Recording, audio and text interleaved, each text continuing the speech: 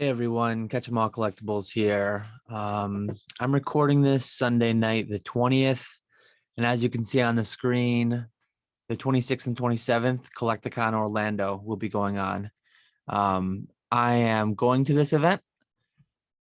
As far as the year's slate, you can see up at the top, I'm targeting 3 of these. Orlando this coming weekend, the 26th to 27th, Charlotte, June 4th and 5th, and then Denver, October 15th and 16th. Orlando's definitely happening. I'm already booked. Charlotte and Denver, I'm intending to go. We'll see as they get closer. Definitely let me know in the comments if you plan to go to any of them.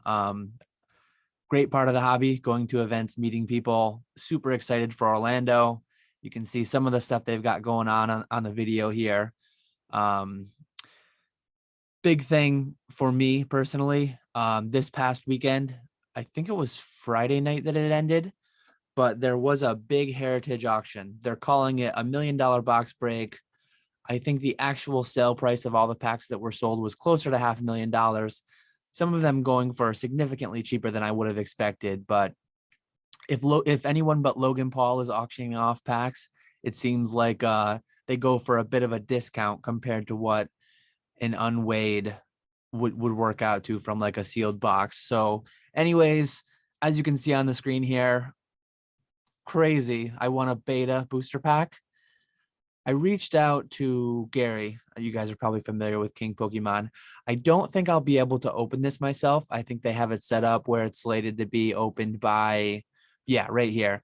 This lineup of influencers, content creators. One thing that wasn't really advertised, but I hope it is a thing. I believe I'll be able to opt to keep it sealed. For anyone who doesn't know Magic, Alpha and Beta Magic, as far as I understand, like their uncut sheets of these exist, super rare. I couldn't even imagine the value, but rares were slotted like in order.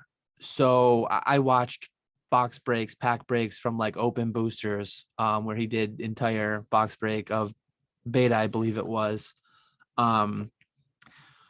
So as the box break happens, as cards are getting pulled, I think they're going to randomize it. They're not going to do rate in order. So we won't be able to follow the sheet rate in order.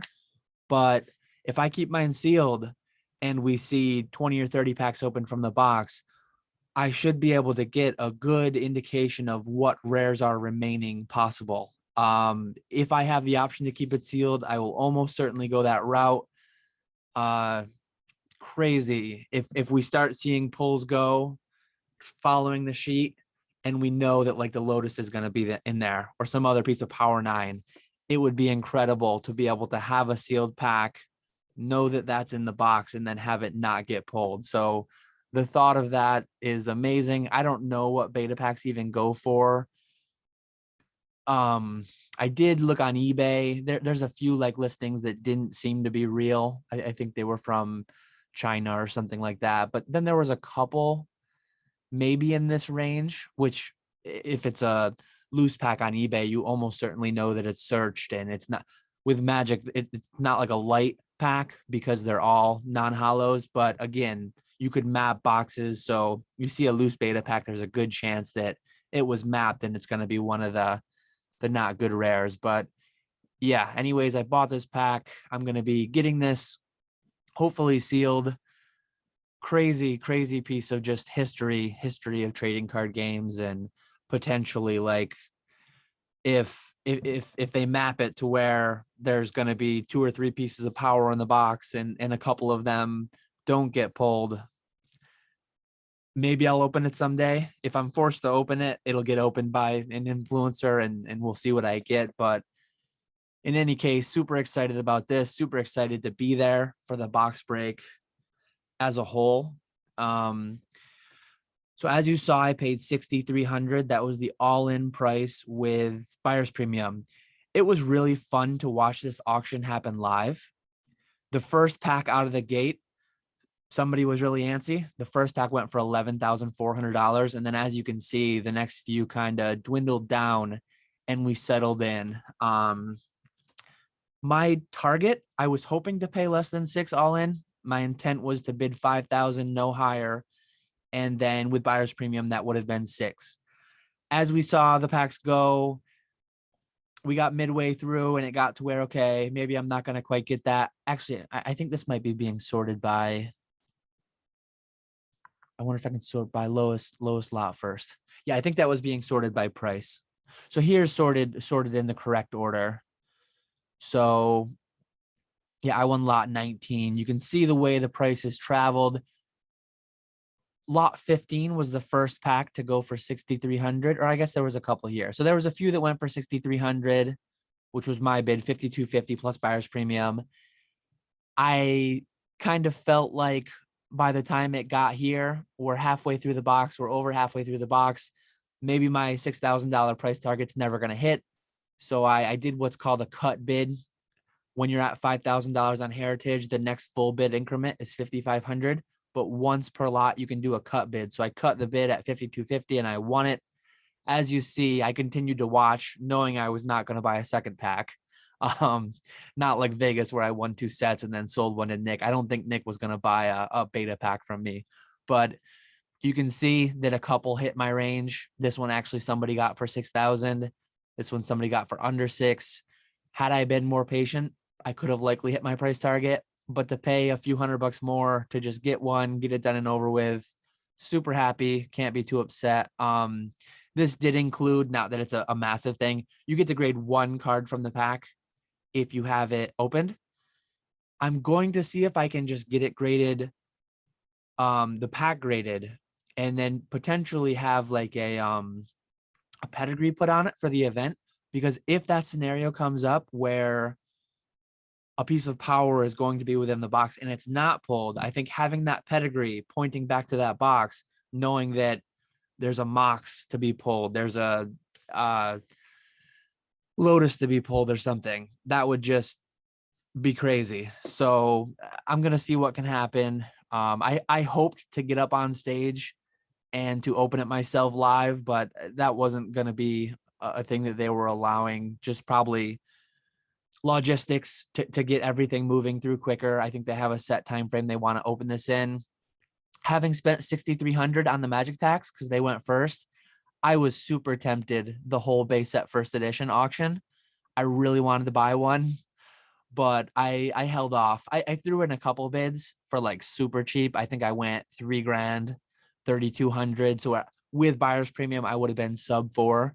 But you can see the prices here. A lot of them with buyer's premium were going for 5,000 or less, which is just crazy to me.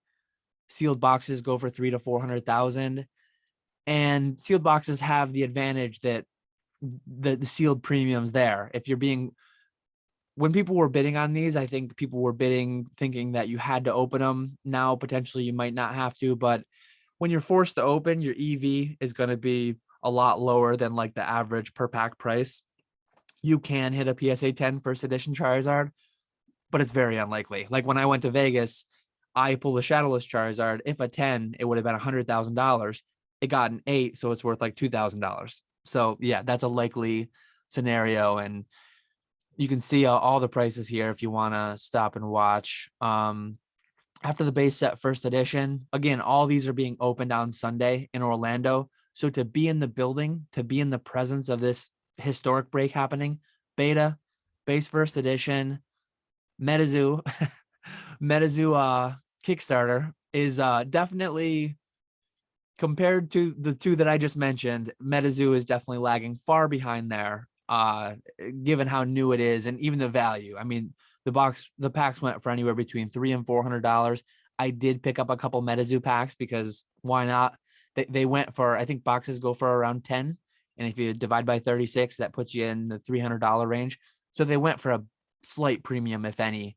And again, this includes VIP tickets for the weekend. So if you solely bid on a MetaZoo pack, if you were going to the event, you may as well, in my opinion, have bought a MetaZoo pack, because it's like you get $100 value in the VIP ticket, and then you get a card graded as well, which I'm assuming they're probably doing it on the $100 service tier.